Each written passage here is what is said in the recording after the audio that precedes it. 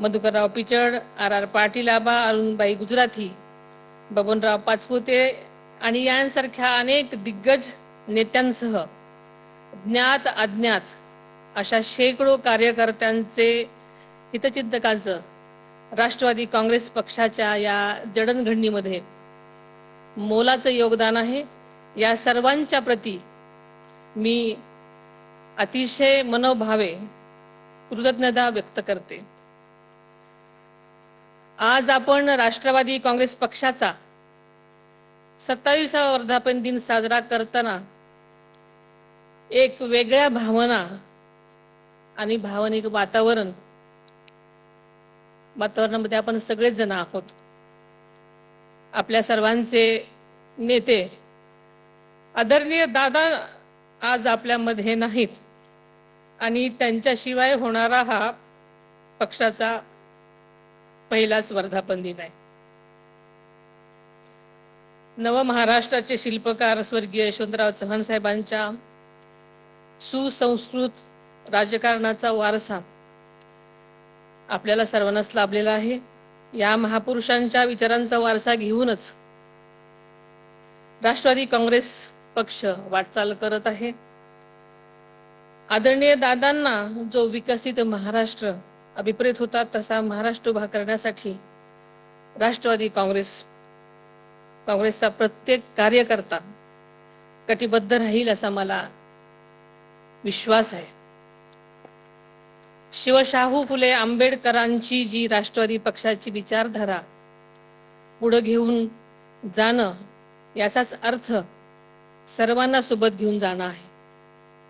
देशाचा स्वातंत्र्य लढा असेल किंवा संयुक्त महाराष्ट्राचं आंदोलन असेल, इथल्या तळागाळातल्या प्रत्येक घटकांनी 18 पगड जातींनी आणि तिथल्या त्यांच्या लोकांनी यासाठी मोलाचं योगदान दिलेलं आहे।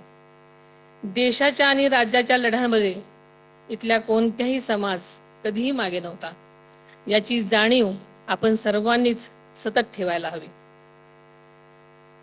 आजचं आपण सर्वांनीच बघितलेलं आहे की आजची आपण जी हे वर्धापन दिन साजरा करतो त्याची थीम आपण असं ठरवलेली होती की समर्पण, संघर्ष आणि संकल्प।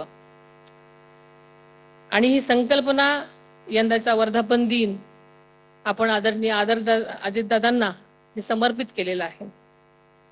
आदरणीय दादांनी राज्याच्या विकासासाठी आणि पक्षाच्या बळकटीसाठी गेली अनेक वर्ष पूर्णपणे स्वतःला समर्पित केलेलं आहे। म्हणून आपण सुरुवातीलाच आदरणीय दादांसाठी ह्या समर्पणाची भूमिका घेतलेली होती। राज्याच्या प्रगतीसाठी त्यांनी सातत्याने संघर्ष केलेला आपल्याला माहिती आहे आणि तो आपल्या सगळ्यांच्या समोर आहे।